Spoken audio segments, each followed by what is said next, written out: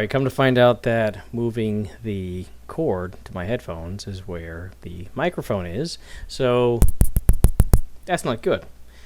Alright, so today we're going to talk about 3 different maps. We're going to talk about the driver's wish, we're going to talk about the smoke limiter, and we're going to talk about the torque limiter.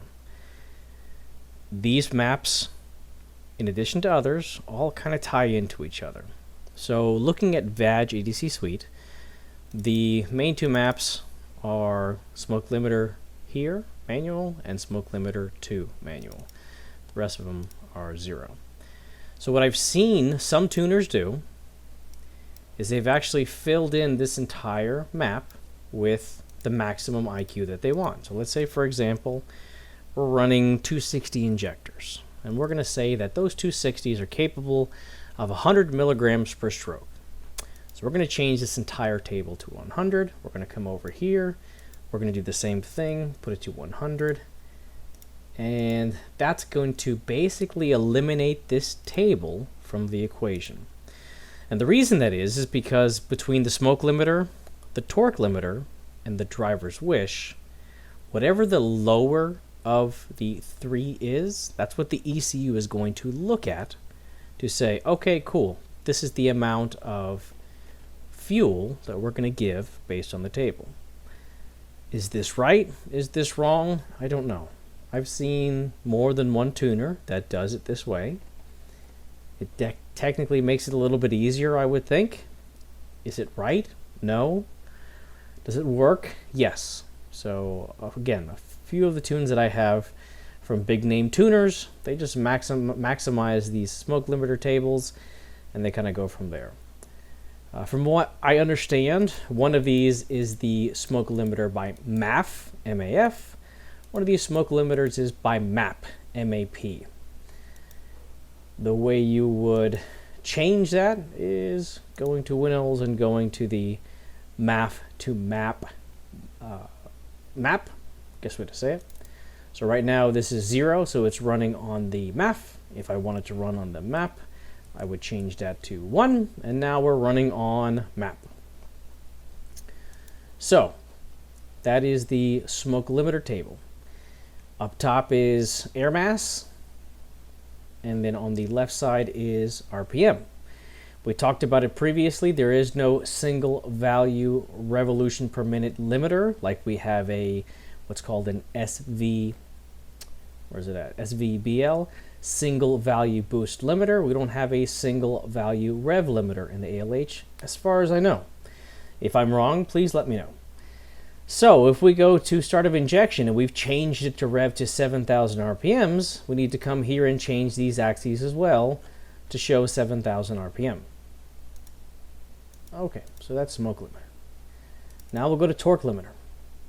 Torque limiter is, again, for the most part, the same thing. We have air mass on one side, RPM on the other, and we're using IQ in the center.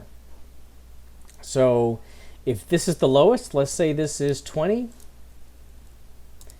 At this particular position inside the map, if we're calling for more with the driver's wish, if we're calling for more with the smoke limiter because we're at 100 milligrams per stroke, but 20 is the lowest, we're only going to see 20. Again, this is how I understand it. Same thing with the driver's wish, but a little different. So now, instead of IQ being on top, now we have throttle position sensor. So at 100% throttle, at let's say 1491 RPM, we come across, we're limited to 4520. If we go back through the other tables, and let's say the other tables show 20, the lowest is going to take precedence. So at this throttle percentage, at this RPM, the most we're going to see is 20. So these 3 have to kind of line up, I guess is the best way to say it. I've seen it where some smoke limiters are much higher than what the driver's wish is. I've read that's the way it's supposed to be. Additionally, I've seen some very big name tuners that just take these tables, granted I didn't save this, and they max them out to whatever the injectors and the injection pump are capable of doing. So smoke limiter, torque limiter, driver's wish.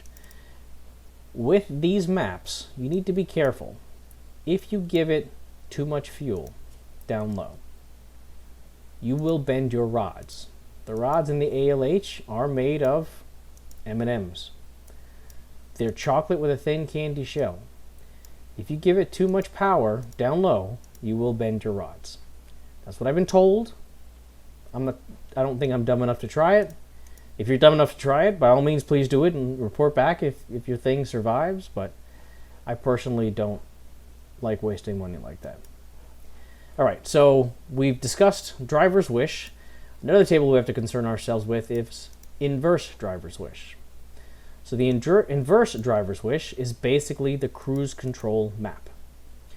So we've been talking earlier about the maximum IQ that your injection pump and your injectors can put out. So right now we're scaled up to 51 milligrams per stroke. Let's say we change this. Let's say we change the maximum. Let's say we have some big injectors that put out, let's say, 150 milligrams per stroke. The first thing we're going to want to do is we're going to want to interpolate this map, right? Because from 48 to 150, that's a substantial jump. So we want to do that in all the appropriate tables. We need to adjust the axes so that we're capable of putting out 150 milligrams per stroke. Now this here shows 100% throttle. So let's say, for example, our driver's wish shows a maximum of 150. Let's say our smoke limiter shows a maximum of 150. Our torque limiter shows a maximum of 150. We go into Winnows. We adjust the driver's wish and everything else. We adjust those to, let's say, 200. So now our maps, our ECU is seeing that our maximum allowable, based on IQ limiters, is 200. So we're calling for 150 here. It still won't technically work. So we have this thing called the launch control map. I think people know what launch control is. Launch control is based off of RPM up top and kilometers per hour on the side. But because we're limited to 100 milligrams per stroke and we're calling for 150, and all the other maps say 150, because this shows 100, from what I understand, it'll only allow 100 because it is the lowest of all the maps. So now we go in and, well, let's go to 200, right? Like we did with the IQ limiter. So now we're at 200. So now our inverse driver's wish calls for 150. Our driver's wish calls for 150. Our torque limiter calls for 150. Our smoke limiter calls for 150. Everything calls for 150. Guess what we're going to get? We're going to get 150. Well, if the pump and the injectors are capable of doing it. So going back to the inverse driver's wish, which again is based on cruise control from my understanding, and we go back to ECU connections, which is our cool little website. Right here at this link, there is the inverse driver's wish calculator. So basically, you will take your driver's wish, input it into this inverse driver's wish, it'll output to you the map, and you take the map and you post it into the inverse driver's wish in Winnows or in VAGDC Suite, and you're good to go. So if we go back to this gentleman who made almost 200 horsepower on the dyno with his ALH, we can kind of look at his maps. So again, this is driver's wish based on throttle position up top. He's calling for 90 milligrams per stroke at 100% through the entire RPM range. If we go to his smoke limiter is limited to 90 milligrams per stroke. So okay, we're calling for 90 at 100% through the entire rev range.